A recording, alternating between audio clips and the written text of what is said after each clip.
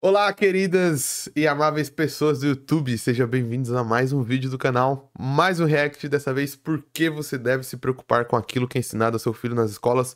Meu Deus, perdi o ar até com esse título gigantesco. Do deputado Gustavo Gayer, a um podcast. Tem vídeo aqui sobre o deputado Gayer e o professor Rock espalhando teorias científicas, pseudocientíficas, né? Não são conspiratórias. Teorias que já foram abandonadas há muito tempo sobre determinismo geográfico e biológico. E vamos falar agora, usar esse react como desculpa para falar sobre educação, pedagogia, escola e tudo mais que der para encaixar. E você aí, antes de começar o vídeo, se você tá assistindo o segundo, o terceiro vídeo ou o primeiro vídeo e gostar desse vídeo, quero fazer um combinado com você. Não saia desse vídeo sem deixar um like ou um comentário ou compartilhar com alguém ou se inscrever. Escolhe um aí e realize antes de sair desse vídeo se você está assistindo o segundo vídeo ou é a primeira vez que você está aqui e gostou do vídeo. Por quê? Porque a maioria dos meus telespectadores são de não inscritos e eu preciso muito da ajuda de vocês para continuar meu trabalho aqui e continuar crescendo o alcance do canal. Então, se você puder se inscrever aqui no canal, ou curtir, ou comentar, ou compartilhar, me ajuda muito. Escolhe um deles, ou faz todos deles, não sei, mas me ajudaria muito e eu serei eternamente grato. E agora vamos pro vídeo. Esse vídeo que eu espero não coringar muito, porque tá dando uma preguicinha, que é a reciclagem de teorias. Reciclagem de teorias antigas conspiratórias, sabe? Teorias pseudocientíficas. Estão reciclando. Nesses últimos 10 anos, eu acho que a direita maluca, como o Álvaro lá do Meteoro fala, né? A direita maluca deve ter reciclado umas 30 conspirações e 20 pseudociências. Tipo, conspiração contra a vacina, pseudociência de determinismo geográfico, conspiração contra grupos LGBTQIA+. Ou seja, eles não criam nem teorias novas. Eles só reciclam teorias que o grande Olavão foi o precursor disso, né? O Olavo, grande mestre da sabedoria, que entre seus artigos espalhou pra gente que a Pepsi usava células de feto abortado, espalhou pra gente que o heliocentrismo estava errado, que ele refutou Newton, né? A galera aprendeu muito bem com o Olavo, né? E continua fazendo aquilo que o Olavo fazia, que é pegar teorias conspiratórias dos Estados Unidos e importar pra cá. Isso dá um pouquinho de preguiça, porque, cara, é chamar o próprio espectador de burro, sabe? Eles estão chamando e estão tratando como burros as pessoas que seguem eles.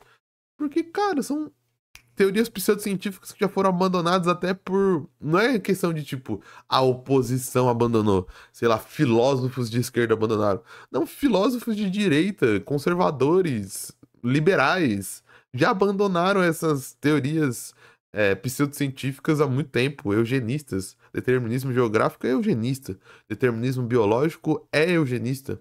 Essas conspirações já foram abandonadas há muito tempo atrás. Mas a nossa direita maluca continua reciclando elas. E vamos ver o que ele vai falar sobre escola agora. A Califórnia, nos Estados Unidos, Nossa. se o seu filho de 4 anos virar pra você Um grande salve para LeBron James, que joga no Los Angeles Lakers. e falar assim: papai, eu acho que eu sou menina, e você não afirmar isso imediatamente e já começar o processo de bloqueio hormonal e transição de sexo, você perde a guarda dele. Se na escola ele falar isso pro professor dele, o professor dele tem o direito, sem o seu consentimento, de já mandar ele para um psicólogo e o psicólogo já começar a dar bloqueador hormonal para ele, e quando ele fizer 6, 7 anos já fazer cirurgia de sexo, e você não pode falar nada, e se falar alguma coisa vai preso. Cara, eu não sou especialista de leis da Califórnia, ele não dá nenhuma fonte. Então, como ele comentou sem nenhuma fonte, eu vou comentar nenhuma fonte também. Parece mentira. Parece muita mentira, desculpa. Primeiro, que nenhuma criança de 4 anos toma bloqueador hormonal. Bloqueador hormonal é pra bloquear a puberdade, e puberdade não começa com 4 anos, então conhecimento de biologia básico. Segundo, nenhum psicólogo pode prescrever medicamento. Terceiro, se a criança fala isso e o professor vai pro psicólogo, o psicólogo precisa diagnosticar. Se o psicólogo achar que tem alguma suspeita, ele vai ter que passar por uma consulta, sem ser a consulta escolar, vai ter que ir para um psiquiatra, para um pediatra, e depois de uma série de consultas que vão demorar, que vai ter o laudo. E quarto, eu acho muito difícil você ter isso sem ter, tipo, nenhum tipo de repercussão midiática. Mas esse argumento meu não funciona, porque eles não acreditam na mídia, né? Mas, cara, parece muita fake news, porque você vai ver os pontos que não fazem sentido. O próprio discurso dele não faz sentido nenhum com o protocolo que a gente tem, que é meio mundial sobre pessoas trans. Aqui no Brasil é a mesma coisa. Ninguém toma hormônio antes de toda uma prescrição médica. E se a pessoa tá tomando, é responsabilidade dos pais, certo? E responsabilidade do farmacêutico que comprou o hormônio. As pessoas esquecem que é muito mais complexo, né? Eles simplificam as coisas. Cara, você não chega na farmácia assim e compra bloqueador hormonal como se fosse aspirina, tá ligado? Você não chega na farmácia e compra testosterona como se fosse Epocler. Você não compra androgênio na farmácia como se fosse, sei lá, Eno Guaraná. Não é assim que funciona. Hoje em dia, até para você comprar remédios que não são tarja preta, sabe?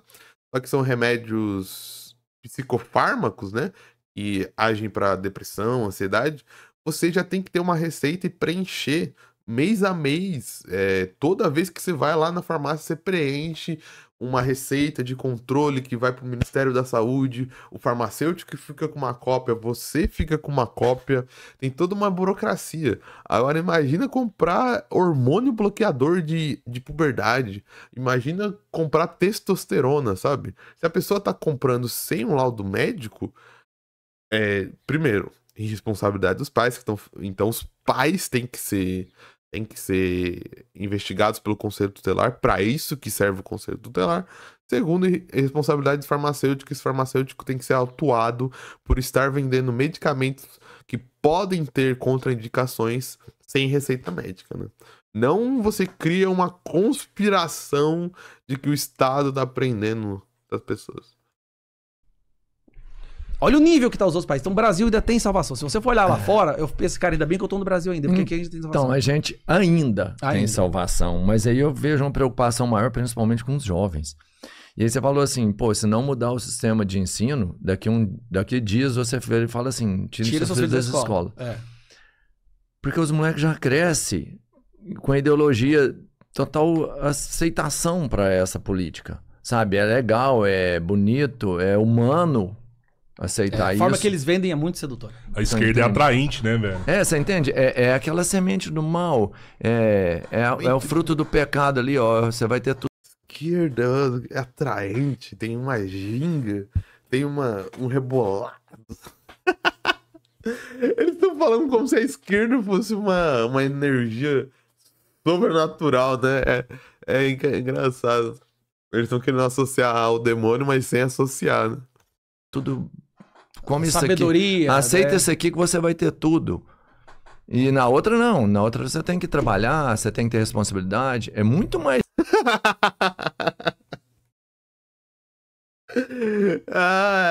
Os caras estão nessa ainda de esquerdista e vagabundo no trabalho. Caraca, viu? Século XX ainda. É difícil você aceitar isso. Principalmente pro jovem. Exatamente, isso que a esquerda pega. Não trabalha não que você vai ter tudo. Trabalha não pra você ver, jovem. A direita, ela tá muito ligada à questão da maturidade. Isso aí já tem vários estudos que falam que a maturidade leva a pessoa a ser normalmente mais conservadora e mais à direita. Porque o maduro... uma pessoa com nível... Instituto Tirei do Cu. Nós damos os dados que você precisa. Vocês já viram isso? Deixa eu ver se eu acho. É do Medo e Delírio Brasil, um ótimo podcast também. Sigam o Medo e Delírio Brasil. Eu vou deixar ele falando enquanto... A bom de maturidade, ela toma decisões ponderando entre o custo e o benefício. O prazer que aquilo pode gerar, mas o custo que aquilo vai ter também. Quanto mais jovem você é, menos percepção de custo-benefício você tem. Você quer só benefício. E muitas vezes você está destruindo a sua vida lá no futuro, mas só para ter aquele momento de prazer, aquele benefício naquele momento. Mas é uma culminação de vários fatores que está criando uma geração extremamente vulnerável à doutrinação nas escolas. A doutrinação ela é terrível, ela, para mim, é um dos maiores problemas que a gente tem que enfrentar hoje. Mas olha ele falando dos dados ali, ó. Sua vida lá no futuro, mas só gerar, mas toma decisões ponderando. Uma pessoa com nível bom de maturidade, ela toma decisões ponderando entre o custo-benefício. O prazer que aquilo pode gerar, mas o custo. Que a maturidade leva a pessoa a ser... Isso aí já tem vários estudos que falam que a maturidade leva a pessoa a ser normalmente mais conservadora e mais à direita. Porque o maduro... Essas estatísticas que ele falou são geradas desse instituto aqui, ó. Instituto Tirei do Cu. Os dados que você quer.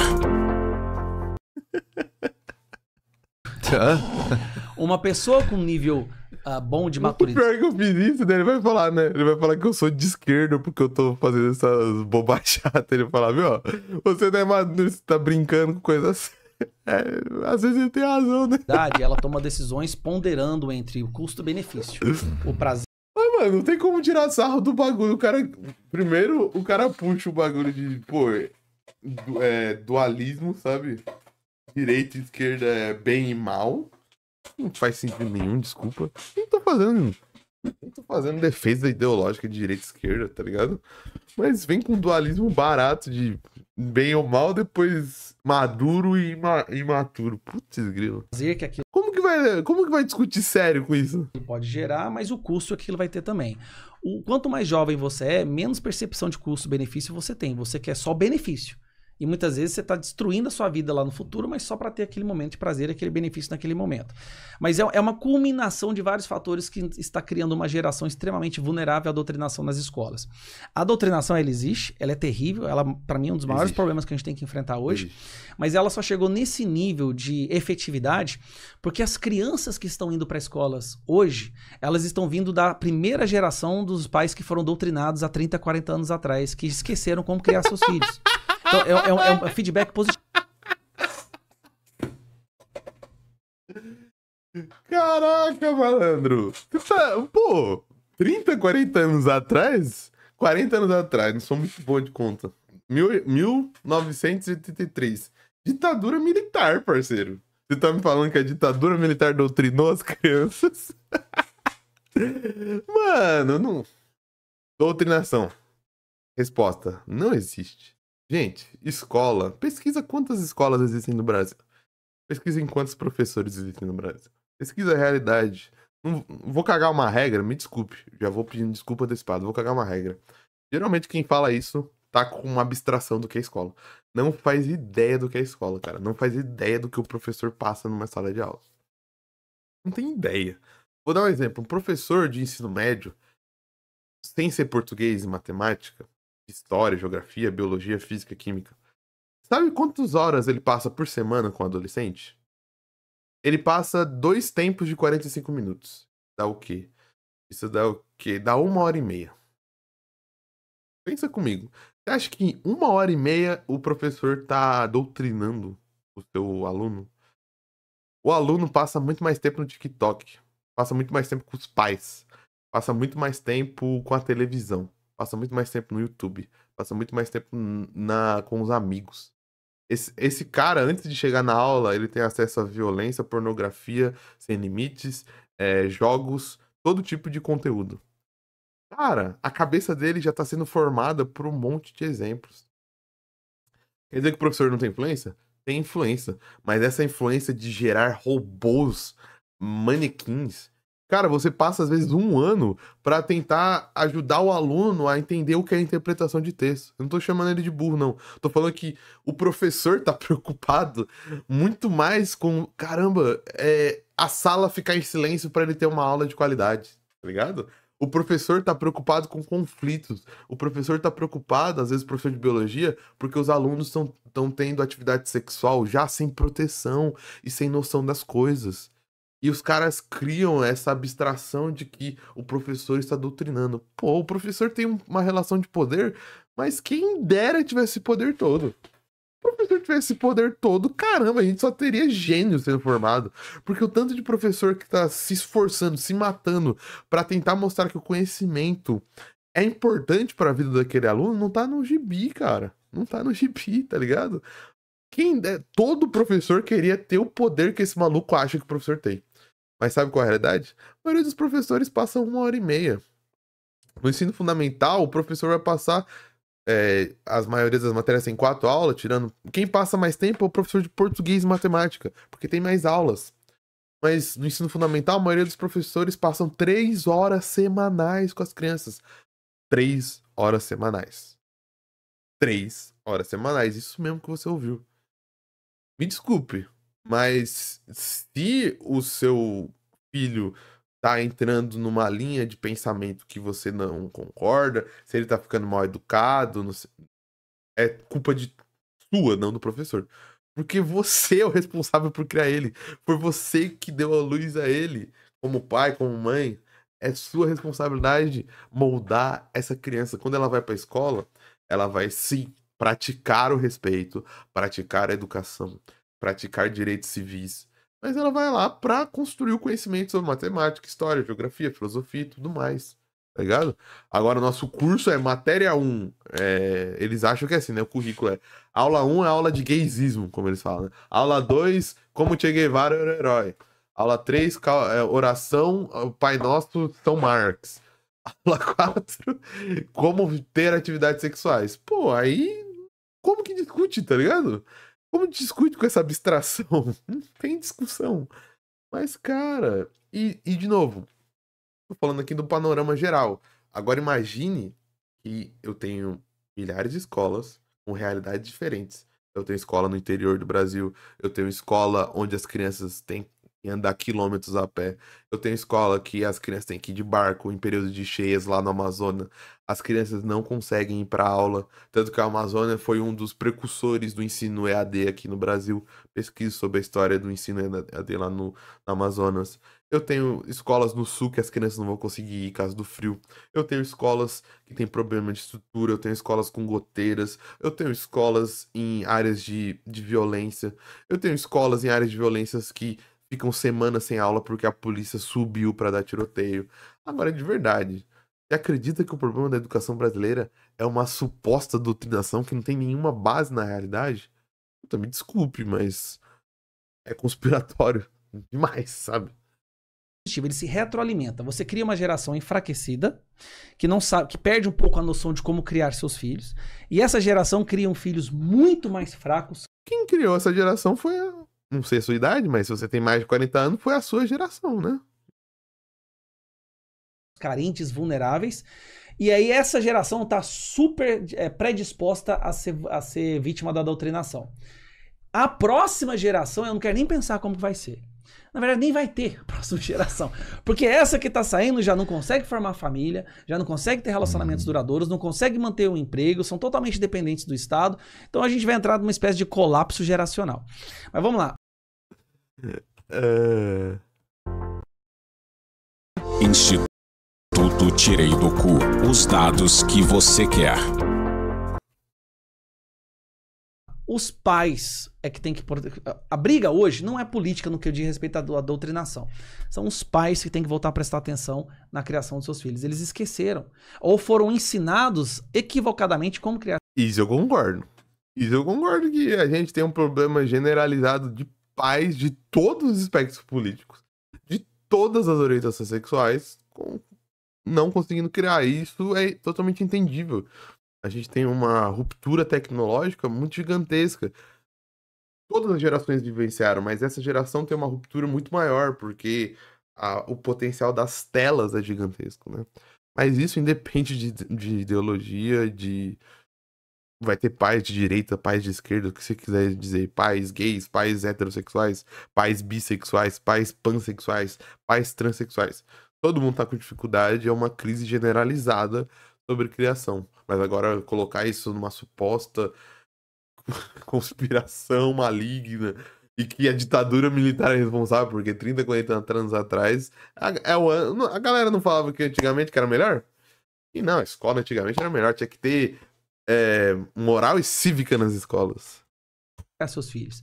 Nós temos hoje pais super carentes, que acham que tem que ser 100% amigos dos filhos, mas não por autoridade. Não, você tem que saber fazer o equilíbrio entre as duas coisas. Você não pode proteger o seu filho de todo sofrimento, pelo contrário.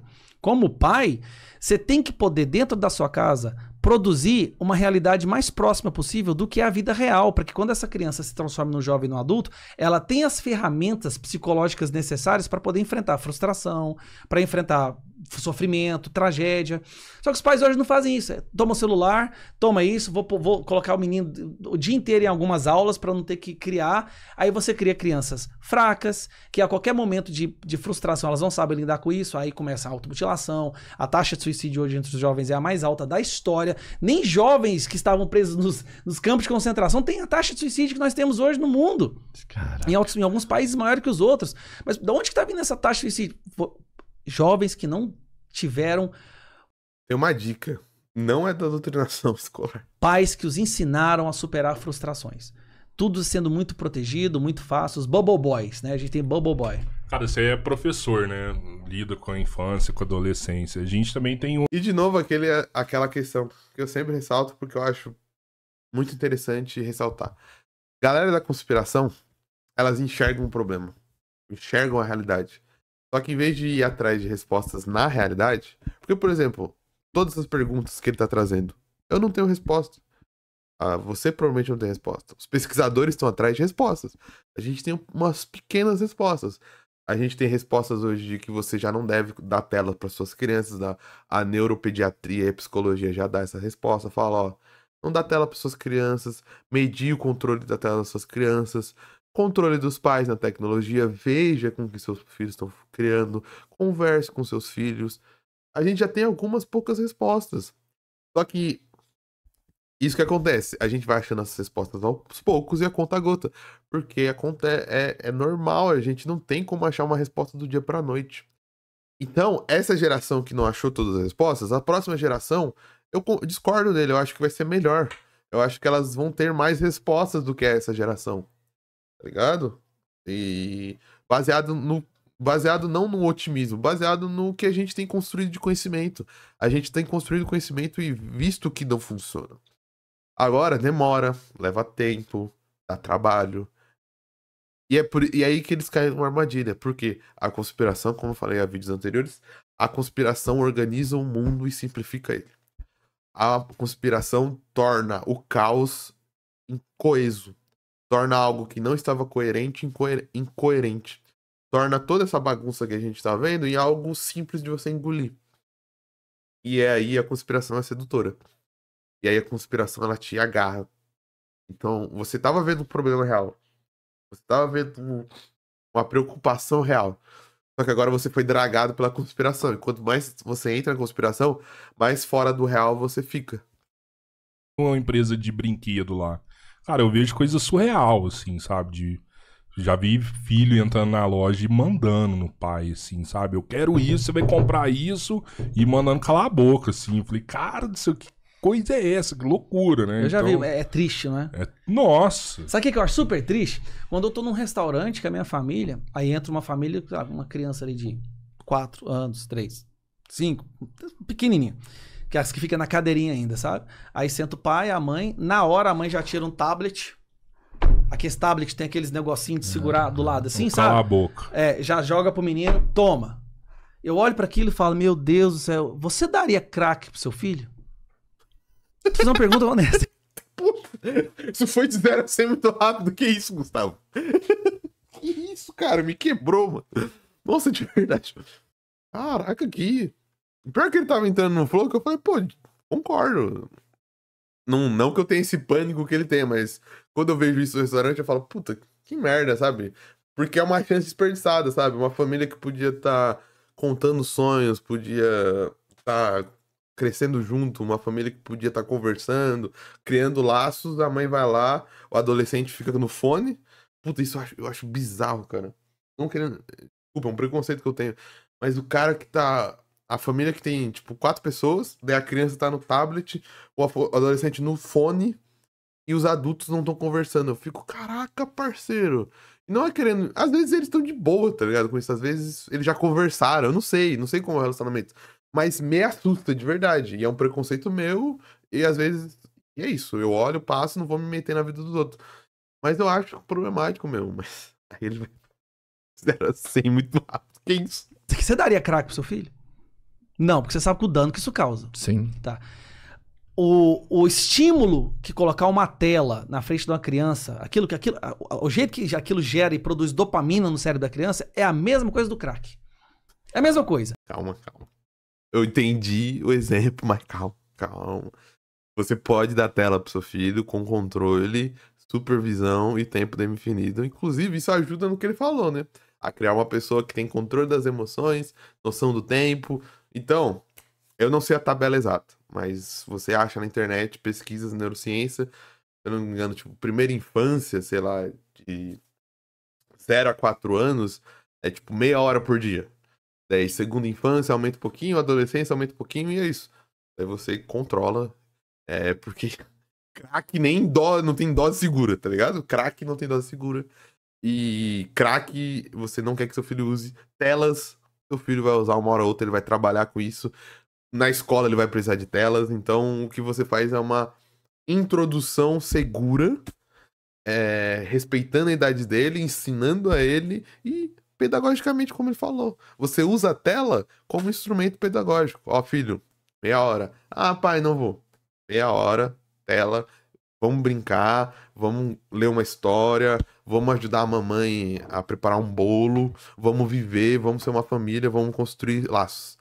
Daí passou da segunda infância, filho, já deu 2 horas do seu joguinho, fecha o Free Fire, vamos fazer outra coisa juntos, vamos no shopping, vamos no parque e tudo mais.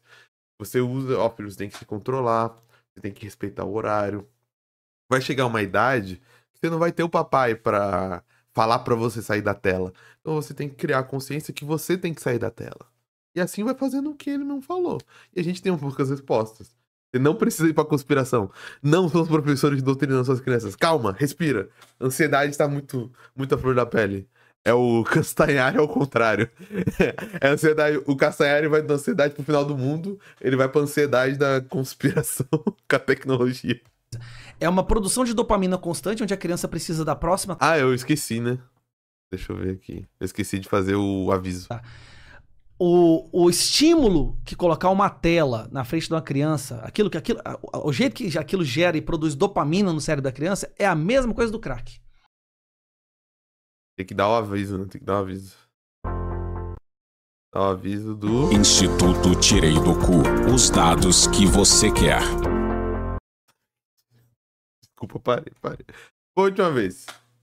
Desculpa, foi mal, mas é mais forte do que eu. Ah, não, dei play no vídeo errado ainda. Vai brincar, a mesma coisa. Vai. É uma produção de dopamina constante, onde a criança precisa da próxima tela, do próximo estímulo. Ela se mantém focada naquilo porque ela tá tendo uma constante liberação de dopamina com aquela tela. E nós temos controles pra fazer isso de maneira saudável, relaxa. No crack não tem maneira saudável. Mas eu entendi o exemplo dele, tá ligado? Também não vou ser pedante aqui, chato. O cara tá no podcast. Eu mesmo falo que tem umas correções que são bobas. Essa é uma correção boba, mas é que o crack me pegou, cara. Desculpa. Crack não tem dose segura, tá ligado? Mas eu entendi, ele está sendo hiperbólico. Ele está usando uma figura, uma maneira de linguagem de ser hiperbólico. Show, faz parte. Tira aquilo da frente dele, é uma criança que não consegue prestar atenção em nada, não tem foco, você destrói a capacidade cognitiva dela, você aleja ela intelectualmente e ela fica uma criança que vai estar sempre precisando de um estímulo de dopamina. Ou seja, vai ser um jovem muito provável a usar drogas.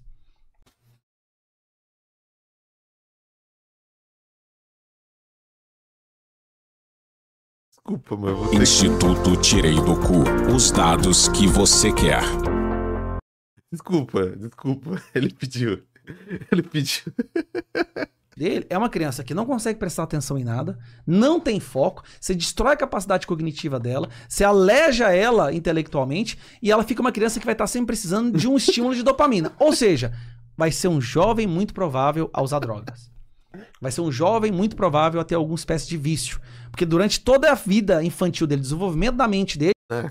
Isso é a vida adulta, né? Faz parte. É isso que... Um adulto sem vícios não é um adulto de verdade. Ainda mais no capitalismo. Isso aí, Gustavo, Só quando a gente acabar o capitalismo, me desculpa. Ele aprende.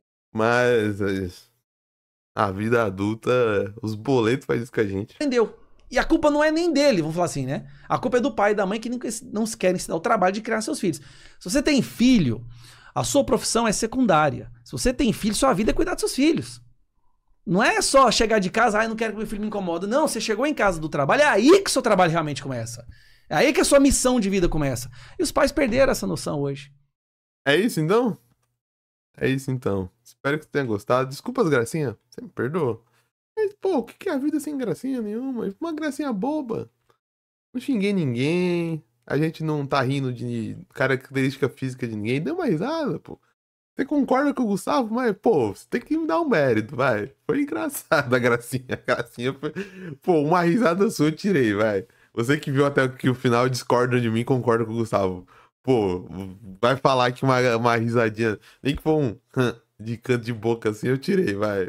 Esse mérito você me dá. Você pode me xingar, mas esse mérito você tem que me dar. É isso, então, tchau, obrigado. Muito obrigado por estar aqui até o final desse vídeo. Não se esqueça do like, do dislike, do comentário, de se inscrever no canal. Eu vou ficando por aqui. Até uma próxima.